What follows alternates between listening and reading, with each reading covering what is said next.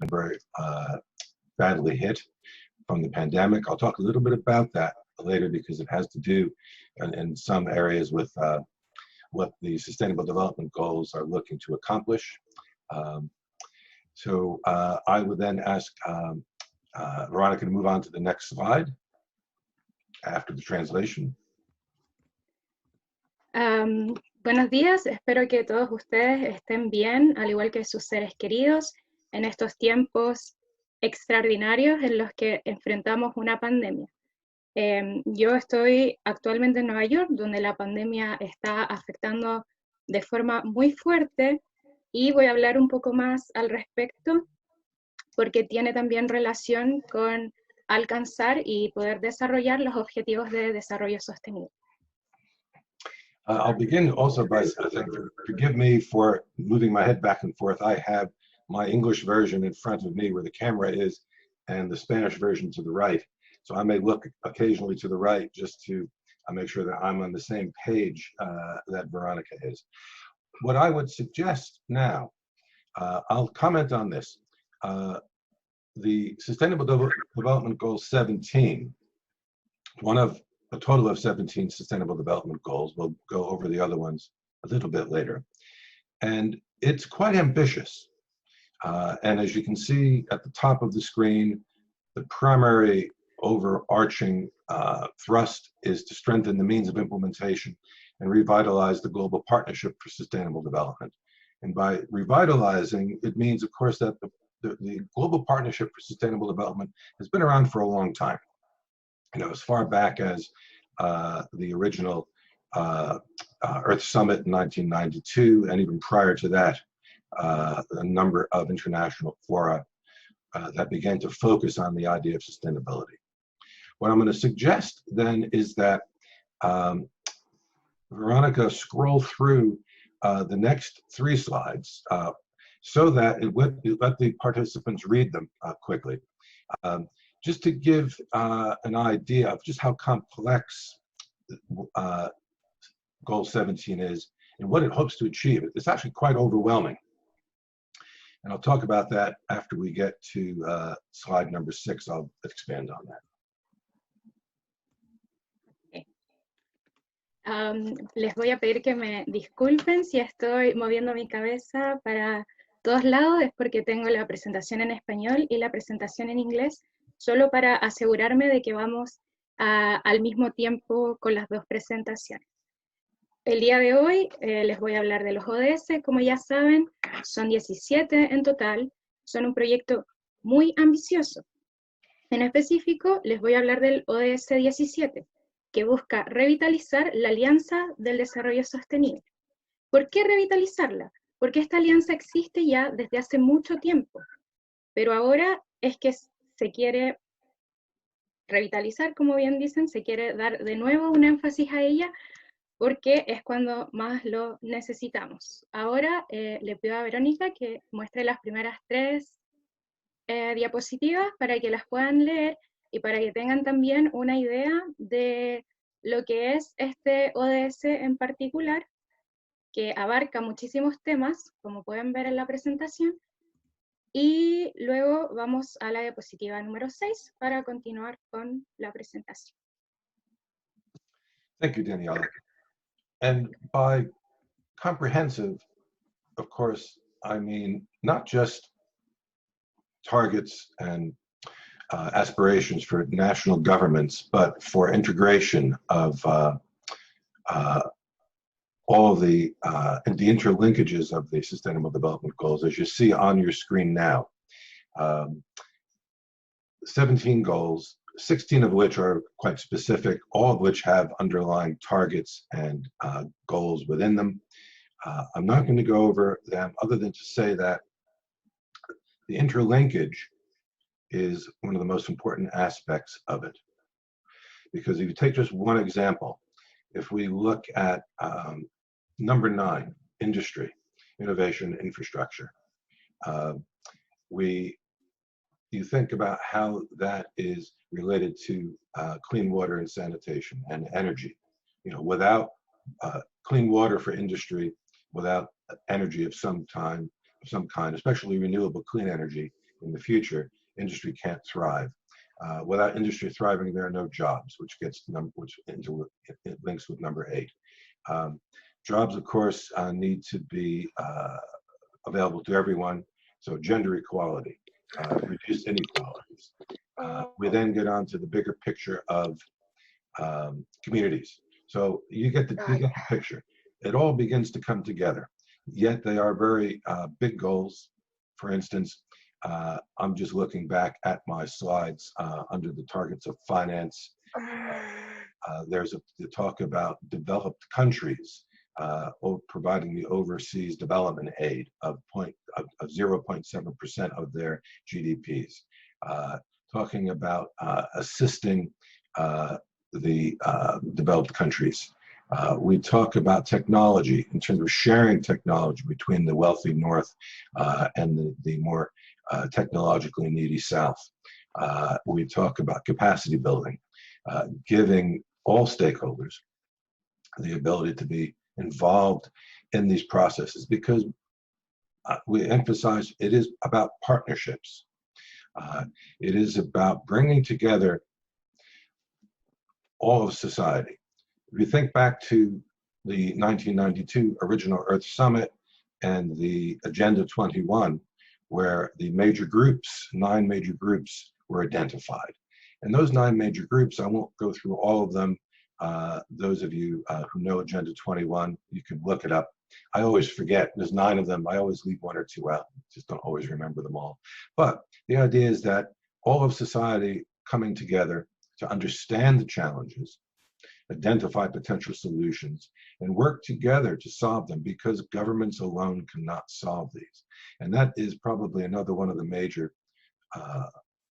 overarching themes of Goal 17.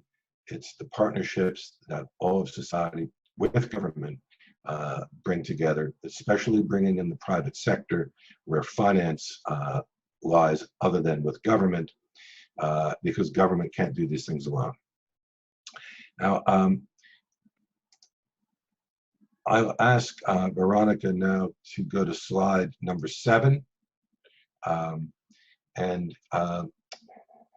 The reason for doing this is, and I've highlighted, strengthen the means for implementation. These are lofty, very ambitious ideas, but they can't happen without there being mechanisms to deliver them. And what you see in the icons below, and as you'll see in the little box on the bottom, when you get the PDF version of this, all of the links will be there, and it's just a click and and control. You'll be able to jump to each of those websites. I imagine some of you know them already, having done your own research, having had the course with Carlos and others, but I'll quickly just summarize them. And then I'll stop for a moment in order to allow Daniela to translate. The High-Level Political Forum on Sustainable Development is the mechanism that does an annual review of the 17 goals.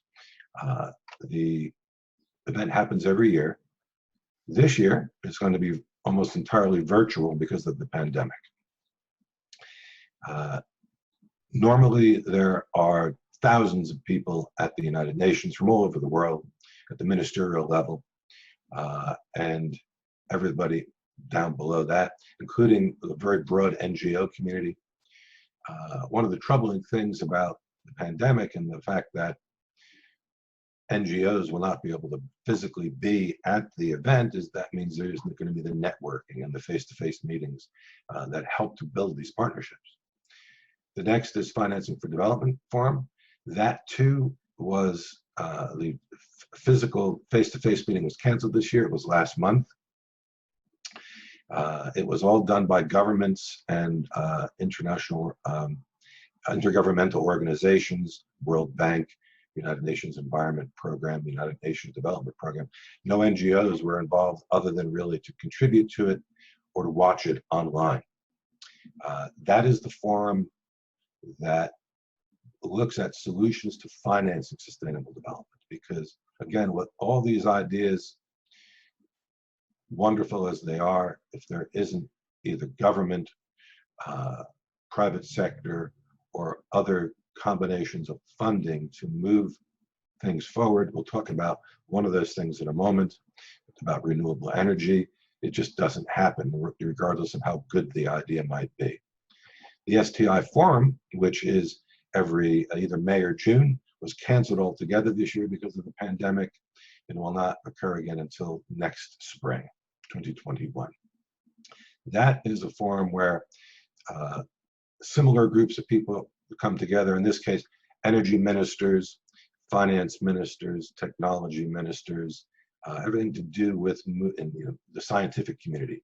For 2 days in New York, there are a number of meetings before preparation for it to discuss advances in technology, progress in those technologies that have been implemented and are moving forward, and again, partnerships to advance them.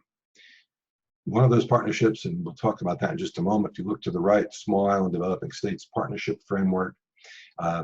There is one of the projects that I'm working on is related to small island states and energy. Below that, the Technology Facilitation Mechanism, another mechanism within the UN system to bring together all of these ideas. I'll stop for a moment now and move on to the next slide after Daniela translates.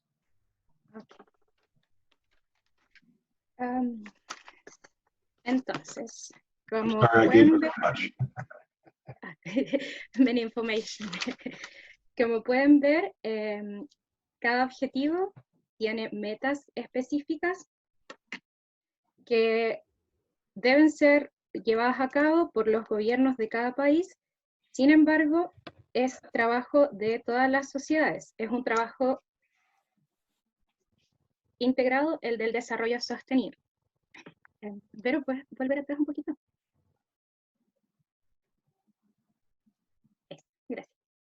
Entonces, como pueden ver, cada meta abarca diferentes ámbitos. Acá tenemos las cuestiones sistémicas, en las diapositivas anteriores estaba el ámbito de las finanzas, de la tecnología.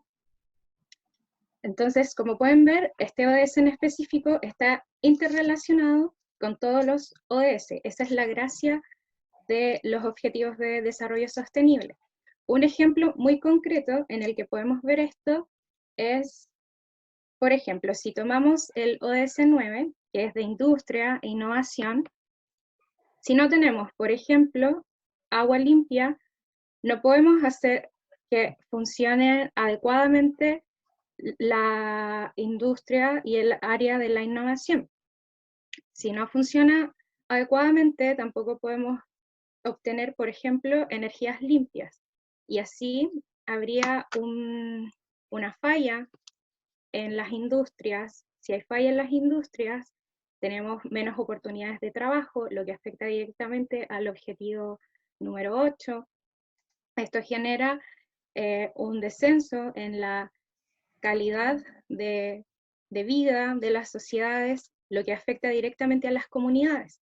Entonces, con este ejemplo, que se desarrolla como una cadena, podemos ver de forma muy concreta que todos los objetivos de desarrollo sostenible van de la mano.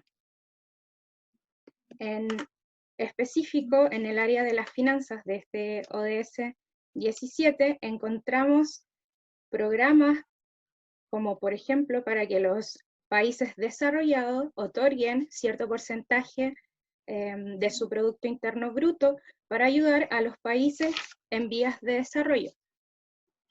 Lo mismo con el tema de la tecnología y de la construcción de infraestructuras. Lo que ve en específico este ODS es que los diferentes organismos puedan realizar alianzas, como el nombre lo dice. Como ya les venía hablando, este tipo de alianzas no son nada nuevo. Comenzaron en el año 1992 con la Agenda 21, donde habían 9 grupos principales, eran 9 los objetivos principales en los que se centraba esta agenda.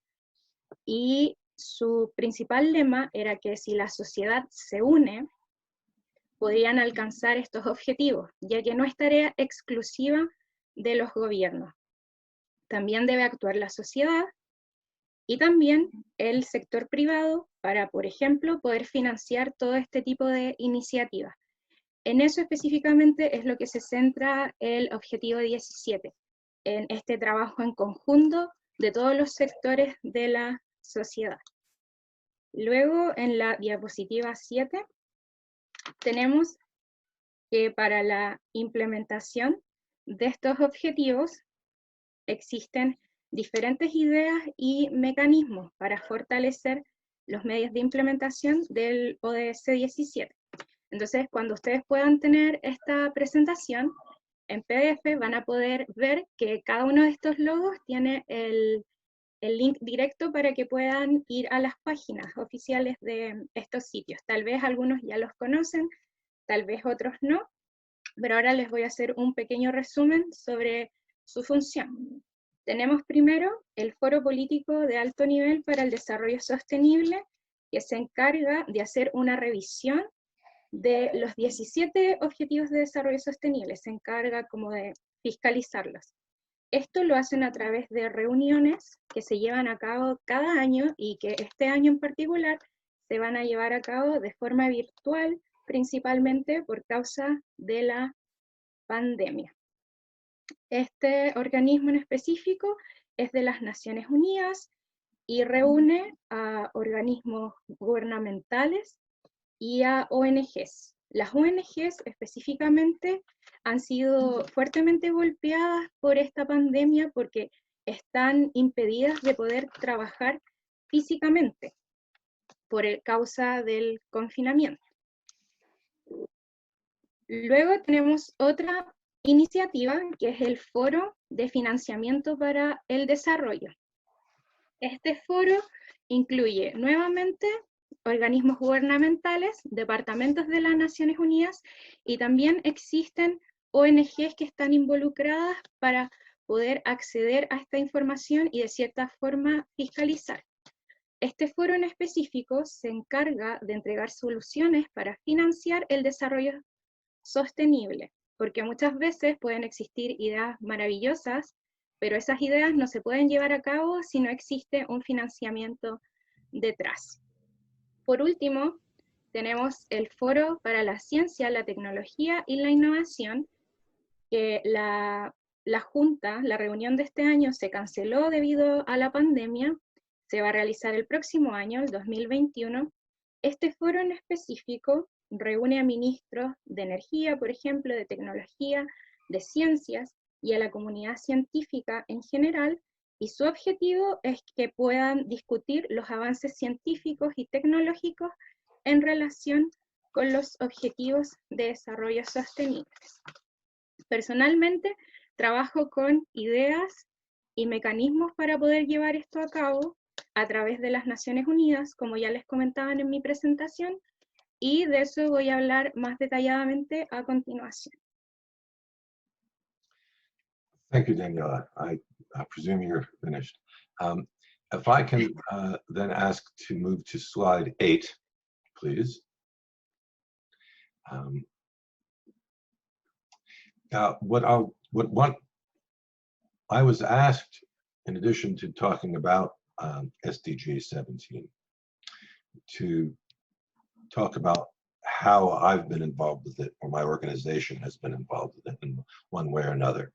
And in fact, my organization is currently involved in 2 areas in particular that are very much related to SDG 17.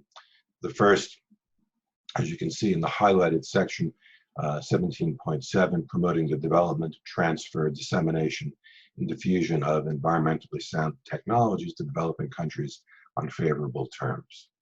Now, favorable terms is an important point, because the least developed countries often don't have the resources to invest in new technology because it is so costly. And they look to, whether it be the private sector or to governments, to provide favorable loans or to transfer and other means technology.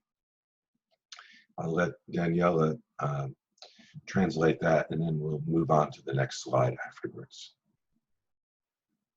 Entonces, como podemos ver en esta diapositiva, el ODS 17 también se refiere específicamente a tecnología. En la organización en la que yo trabajo, nos enfocamos específicamente a la meta que pueden ver en negrita, la 17.7, que dice promover el desarrollo de tecnologías ecológicamente racionales y su transferencia, divulgación y difusión a los países en desarrollo en condiciones favorables. El tema de condiciones favorables es muy importante porque muchas veces los países en desarrollo no tienen los recursos necesarios para poder financiar estas ideas de desarrollo sostenible. Por eso muchas veces deben recurrir al sector privado o a fondos gubernamentales para poder financiar temas de ciencias o de innovación o tecnología. Thank you, Daniela. If we move on to the next slide.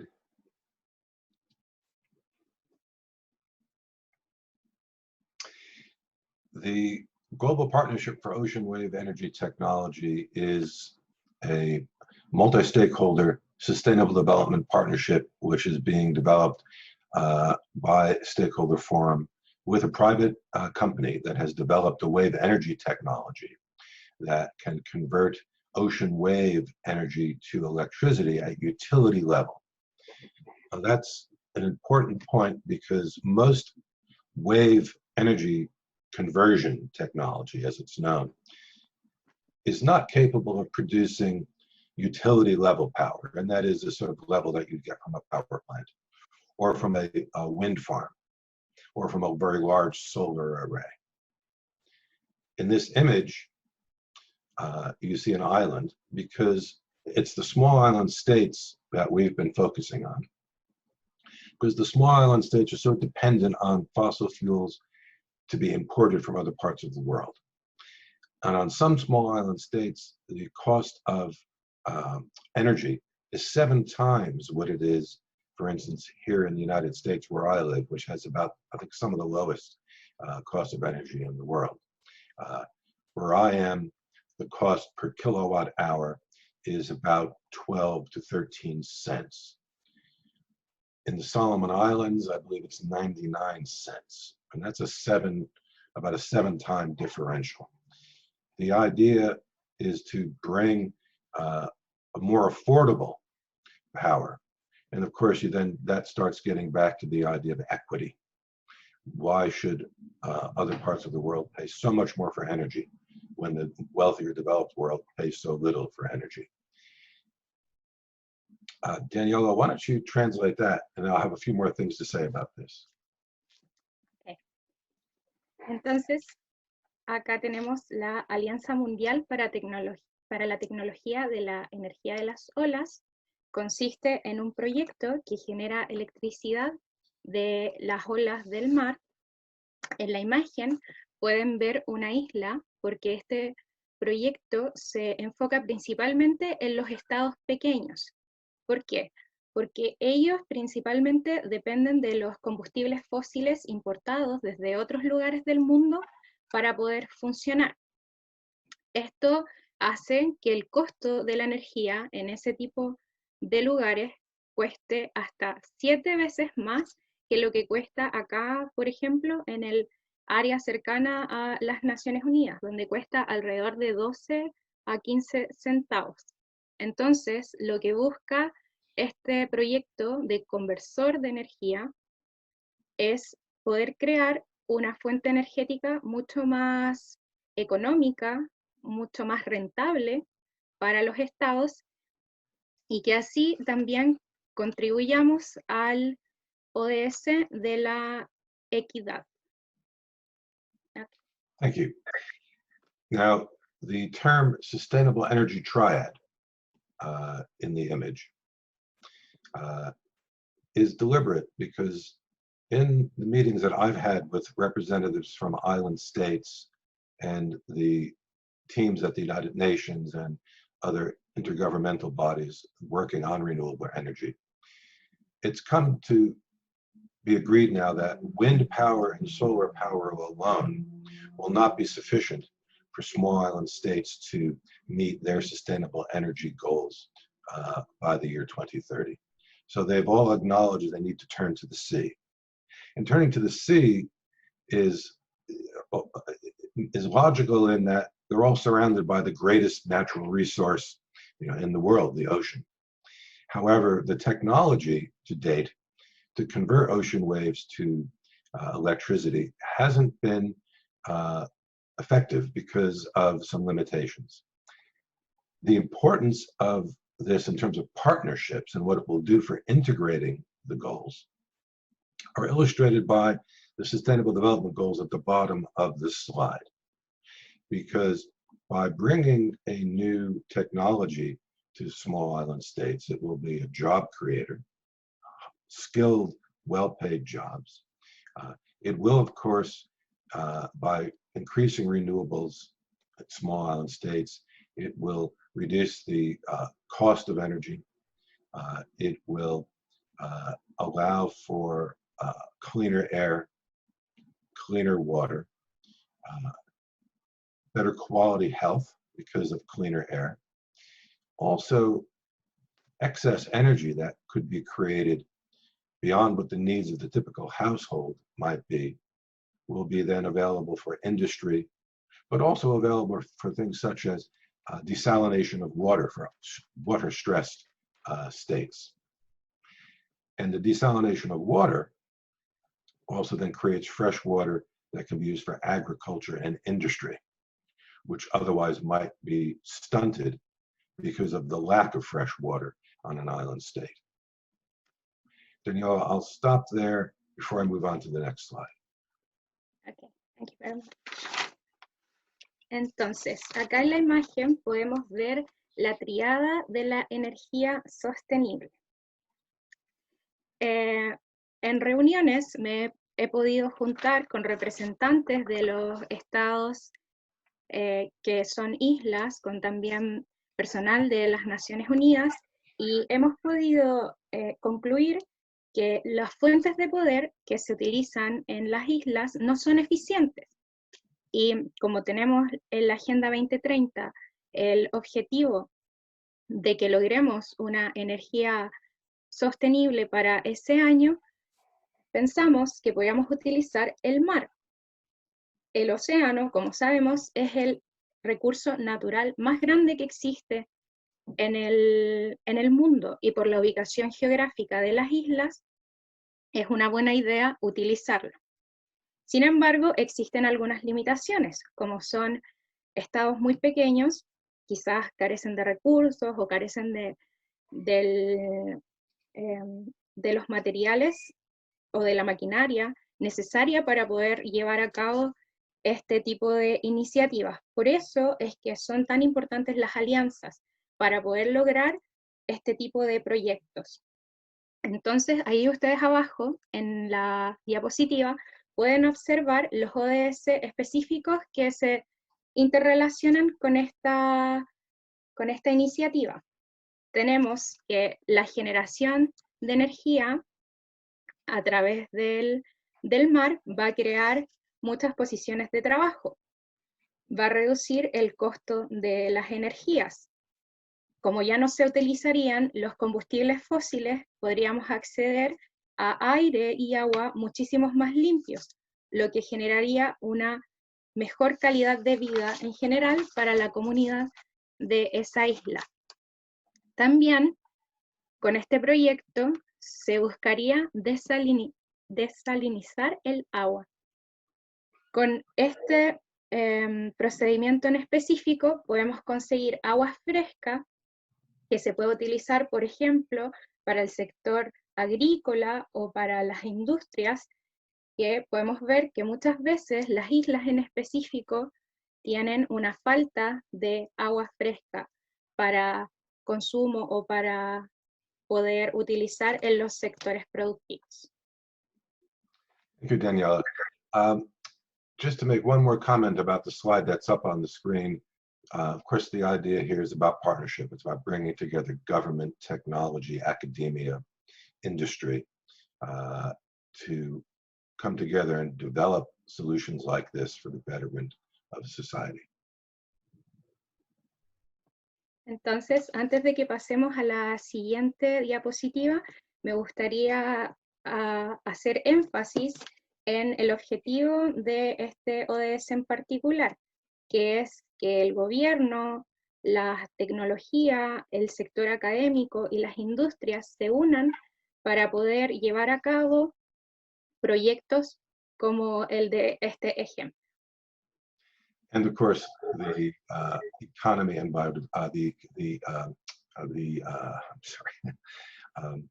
the environment of the world and biodiversity, of course. Y también, por supuesto, trabajar para la mejora del medio ambiente a nivel mundial. The next two slides we'll just go through quickly, just because I want the attendees just to see them. So I'm sorry that the boxes are not translated, but just to give you an idea of the scale. It's large scale technology, large in the same way that large offshore windmills are large. And these wave energy converters would also be in farms or multiple units. In the case of this, each capable of generating 6 megawatts of electricity bundled together and transmitting power the same way a wind farm would be. This gives you an idea of the size. You see the human diver at the bottom. I'll let Daniela translate this, and then we'll go on to the next slide afterwards. Entonces, en estas dos diapositivas a continuación, podemos ver imágenes sobre el proyecto, sobre este conversor de energía, específicamente para que se puedan hacer una idea de cómo es que funciona y cuál es la escala en la que funciona este proyecto.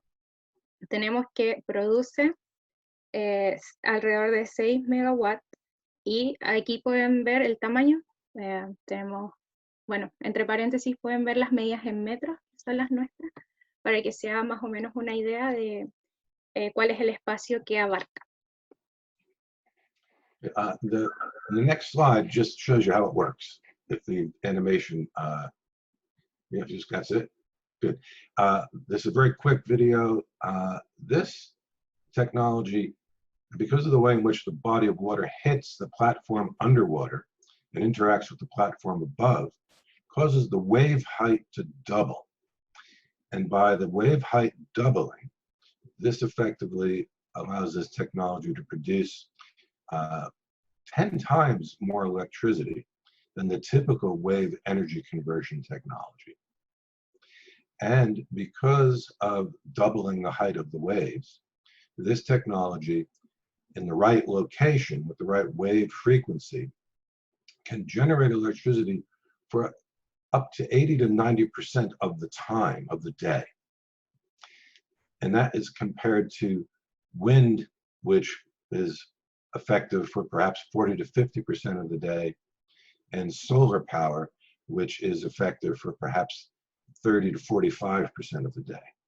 So this particular technology, for similar cost, can generate much more electricity more steadily for the needs of small island states and coastal communities.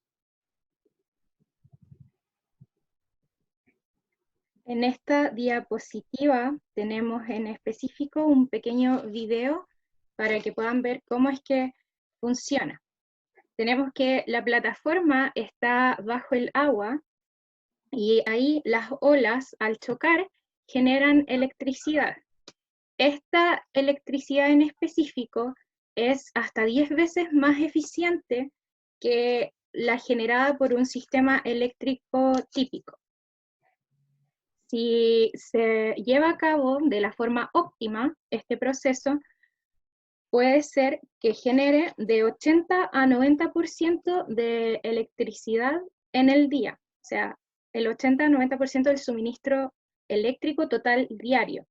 Esto podemos ver que es bastante eficiente en comparación a, por ejemplo, la energía eólica, que aproximadamente genera alrededor del 40 al 50% de energía del día, y la energía solar, que produce alrededor del 30 al 45% de la energía de un día. Por lo tanto, este medio produce mucha más electricidad y de forma también mucho más estable. Thank you. One last comment. The link on the top of slide 9 that the students can click on at a later date will bring you to the Stakeholder Forum website, which then has further links to the technology company that created this. So you'll be able to see for yourself what's within that submerged platform. The yellow bobber above is just that. It's designed to be on the surface and to act as a mechanism to activate the technology which is in the submerged platform. So when you'll understand more about that, there's a lot of information there. There isn't time to discuss that today. It will be certainly worth looking at. Entonces, al inicio de la diapositiva 9, en el título hay un link en el que ustedes pueden hacer clic y les va a redireccionar al foro de copartícipes. Ahí está la industria o la empresa, mejor dicho, que creó esta iniciativa y podrán ver por ustedes mismos con más detalle cómo es que funciona este proyecto y así pueden ver cómo se activan los mecanismos, van a poder ver en más detalle, si es que les interesa, por supuesto, cómo es que esto funciona. Thank you. Let's move on to the next couple of slides because I know we're running out of time. You'll notice 17.16 multi-stakeholder partnerships.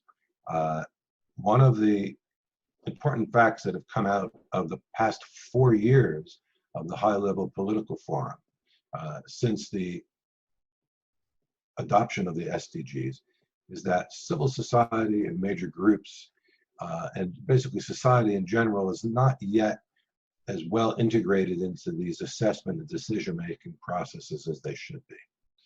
So if we move on to the next slide, please.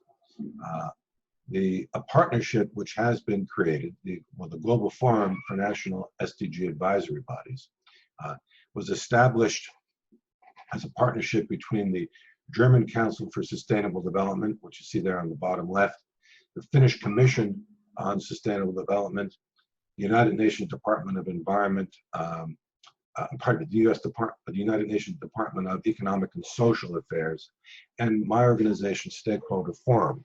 Founders of this body meant to bring together the national councils in different countries where they exist, and to help establish within countries where national councils for sustainable development do not exist, to work towards establishing them so that they can be useful, meaningful, and trusted advisors to government on matters of sustainability and the whole of society issues.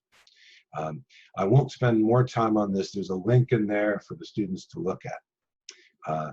The next slide, which I'll just ask you to jump to now for a moment, just an example. The Global Forum had its inaugural meeting in Bogota in February. Carlos Miranda was there along with representatives from 65 other organizations. What you see on your screen there is just to illustrate each organization that joined us came with a summary of what they've been doing to advance sustainability in their country, to involve stakeholders, to work with government, and to look ahead on how to assess and implement the needs, the sustainable development needs of their countries. I'll stop there and let Daniela take over for a moment. Entonces, Vero, ¿puedes retroceder? La anterior, por favor. Tenemos acá la meta número 17.16, dice mejorar la Alianza Mundial para el Desarrollo Sostenible, complementada por alianzas entre múltiples interesados.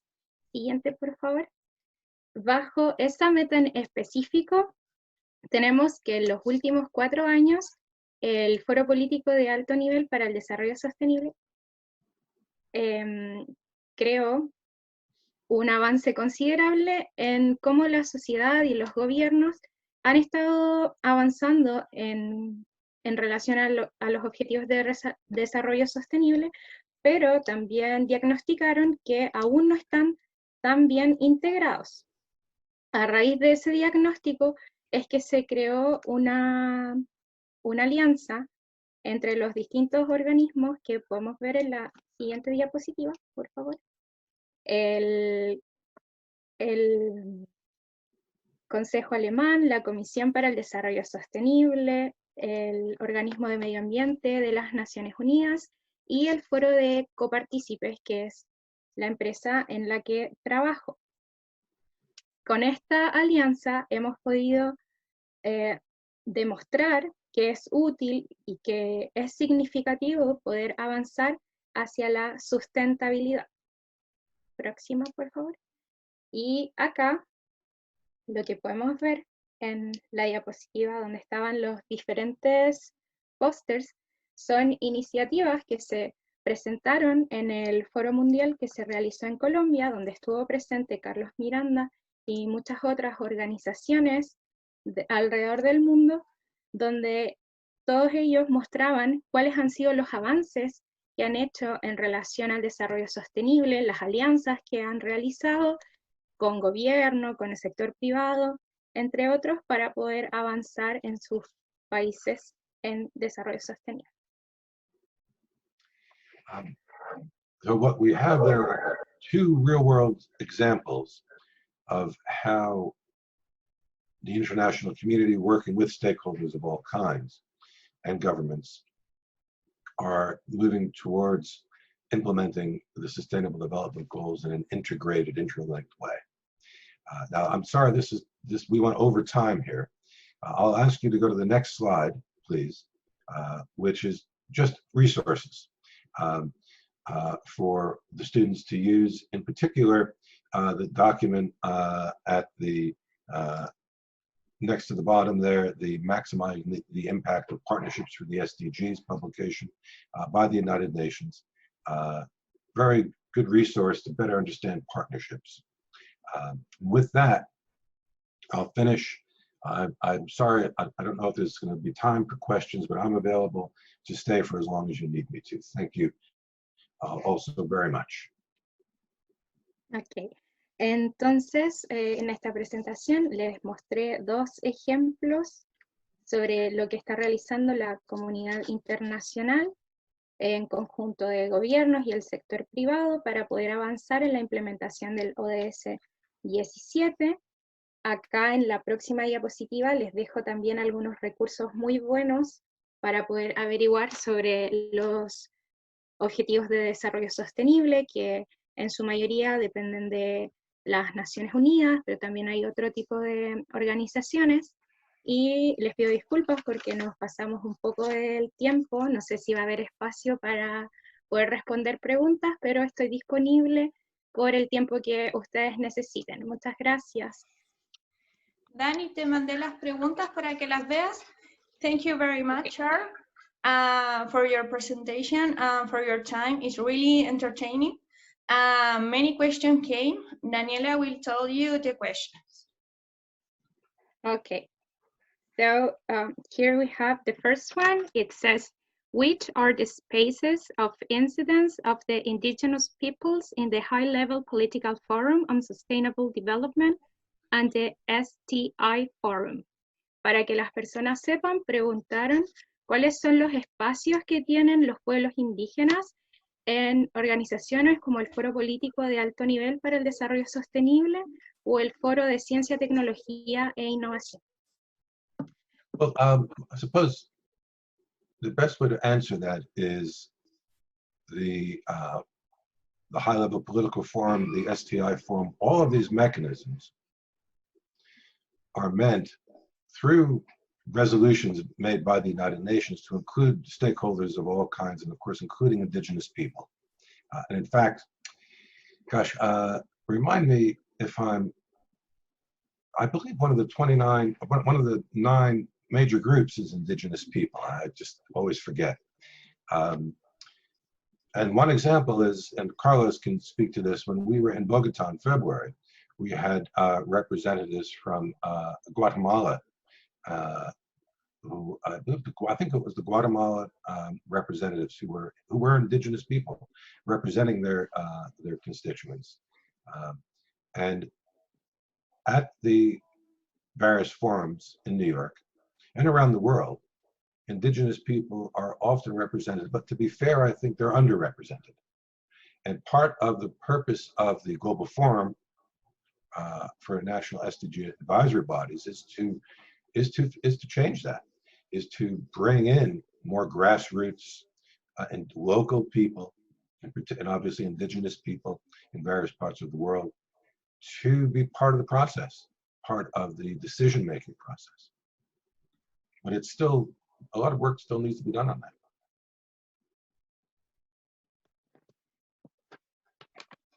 Ok, la respuesta sería que en foros como el Foro Político de Alto Nivel o el Foro de Ciencia, Tecnología e Innovación participan a través de resoluciones de Naciones Unidas.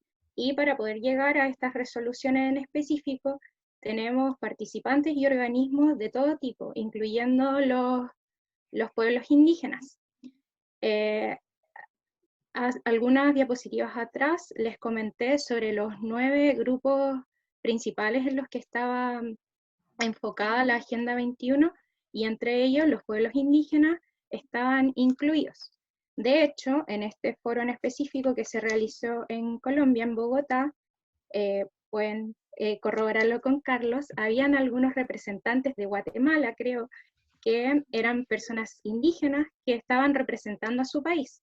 Entonces, dentro del ambiente de las Naciones Unidas, podemos encontrar representantes que pertenecen a pueblos indígenas, sin embargo, es una representatividad muy poca.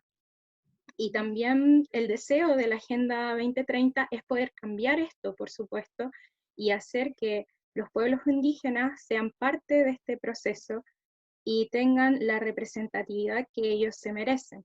A pesar de que lo son, aún hay muchísimo trabajo que hacer para que también puedan llegar a este tipo de espacios. ¿Otra pregunta? Yes. Ok. Entonces acá tenemos otra pregunta que dice, se proyecta que el impacto de la pandemia golpeará fuertemente las diversas economías del globo. Esto nos hace preguntarnos si es que la cooperación internacional, el aporte y los recursos se verán mermados, lo cual puede repercutir en la concreción de las metas propuestas al 2030. So, the next question asks about the impact of the economy because of this pandemic. They say they ask if international cooperation will be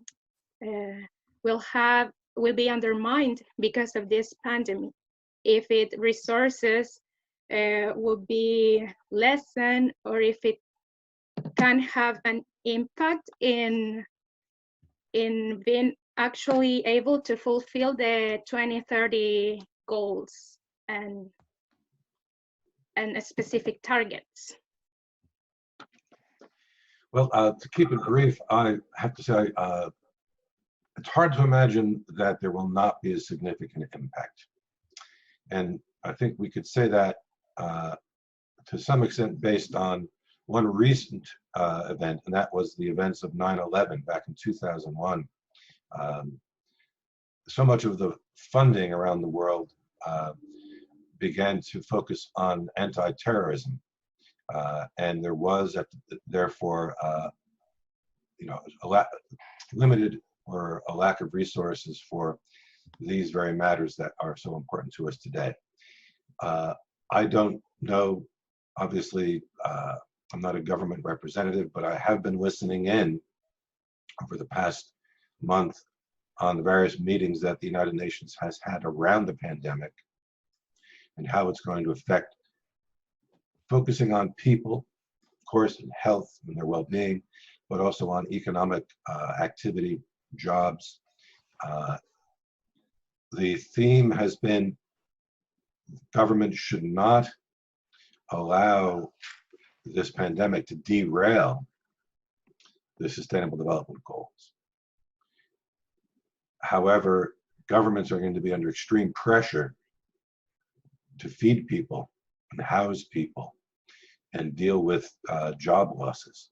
So although I couldn't possibly say with any definite knowledge, I can only say common sense tells us that funding is going to be shifting away in many ways. And the one way that could be limited is by focusing on the sustainable development initiatives that are job creators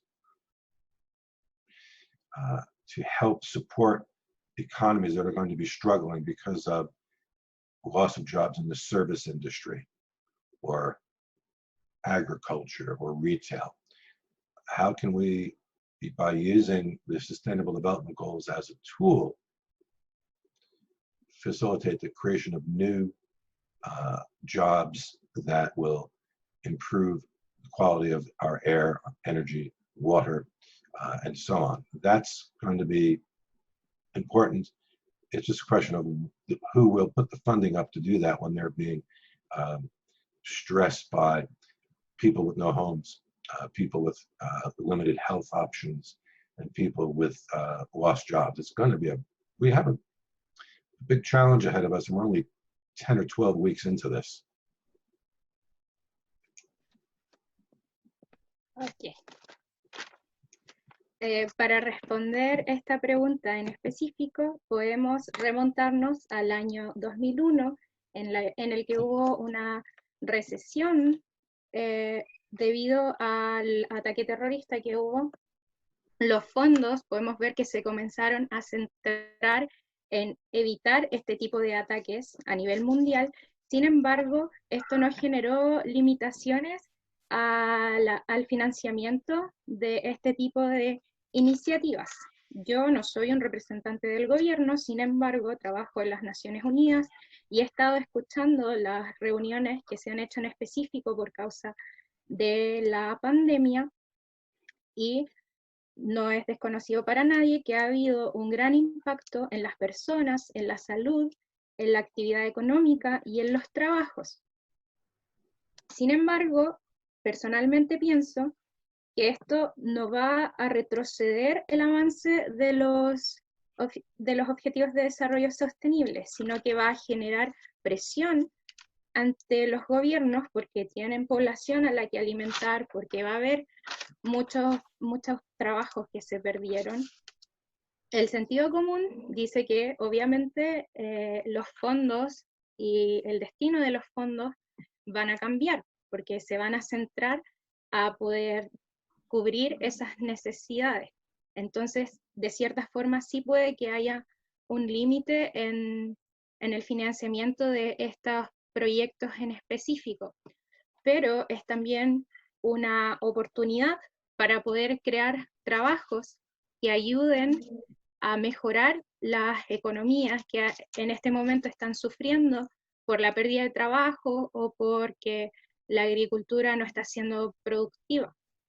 Entonces, es una oportunidad, como decía, para ver los ODS como una herramienta para poder crear nuevos trabajos para mejorar la calidad del aire, de la comida, del medio ambiente en general, para poder dar nuevas oportunidades para las mujeres y los grupos más invisibilizados. Entonces, a pesar de estos cambios, sí es también una época de oportunidades para poder repensar y poder avanzar en pos de los ODS. Última pregunta. Okay, so we have time for one more question. La pregunta dice, también es relacionada con la pandemia. ¿Crees que los efectos de la pandemia podrían significar? Creo que es lo mismo. Sí, esta es la misma. Otra. ¿Crees que los gobiernos puedan ver la crisis sanitaria y social que deja la pandemia como una oportunidad para fortalecer el compromiso? Ok, creo que esto ya lo respondió. Pero preguntan en específico en América Latina. Ok. Es una oportunidad para fortalecer el compromiso de los ODS, entendiendo que los objetivos pueden ayudarnos a replantear una nueva forma de desarrollo humano, y la pregunta en específico es cómo evalúa este panorama con la diversidad de gobernanza en América Latina. So, Charles, the next question is about what you just said, about taking SDGs as a tool and as an opportunity. So they ask, what do you think of this this context in a specific, but in Latin America, considering the many diverse forms of governments that we have here in our continent nowadays? Ooh, I think one way to answer that is, especially for governments in Latin America who are at the moment in some degree of turmoil because of either political unrest or economic stress. You know, for instance, the value of oil has been so depressed, and there are economies that depend on oil to keep their, you know, to have strong economies. Those countries are going to be more dependent on help from the North and other parts of the Western world. And I think if we can think of the pandemic as being something that can bring the international community together rather than to divide it, if governments are successful in that regard, it will then be incumbent upon the governments of Latin America to come to an agreement together on what would be the way in which to approach the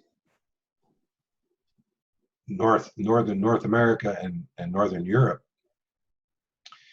in a way that there can be an integrated approach to helping Latin America to get through this pandemic, whether it's because of economic collapse or collapses of government. I couldn't possibly know, but one of the worries might be that the less stable governments in Latin America, some of them might fall due to these strains of the pandemic. And the means by which they fall, if they fall in a non-violent way, that's the one way I can think of it, how then can they be helped by other parts of the world to stabilize? It's very, very difficult to predict that, except to say that I think the word being, if Latin America could come up itself with a unified way in which to approach how Latin America and South America come out of the pandemic, that would be a first good step. Thank you very much. Entonces, tenemos que los gobiernos de América Latina antes de la pandemia estaban pasando, como podemos saber, por situaciones bien delicadas, mucha agitación social, crisis económica, ahora más recientemente también la caída del precio del petróleo, y sabemos que algunas economías en la región dependen del petróleo. Entonces, lo que pronostico para los países latinoamericanos es que una vez que termine la pandemia van a ser más dependientes de la ayuda de países del norte, por ejemplo, o de otros países occidentales. Sin embargo, si la comunidad internacional se junta y si tienen éxito en unirse los gobiernos, lo que él pronostica es que los gobiernos de Latinoamérica también deberían poder reunirse y formar acuerdos para poder avanzar de alguna forma en esta pandemia de la mano de la ayuda de países de Norteamérica o del norte de Europa, por ejemplo. Lo que él pronostica para este periodo en específico va a ser la colaboración una vez de que salgan de la pandemia, y también cree que quizás los gobiernos menos estables puede ser que caigan debido a la pandemia, no de forma violenta, sino que como una consecuencia del contexto actual de la pandemia. Entonces, la ayuda también que debería haber de los otros países, si es que eso llegase a ocurrir, no sería tan solo económica, como ya lo mencionamos, sino que también para poder estabilizar estos países, para que Latinoamérica pueda salir de forma exitosa o de la mejor forma posible de esta pandemia que sin lugar a dudas está afectando muy fuertemente a todo el mundo.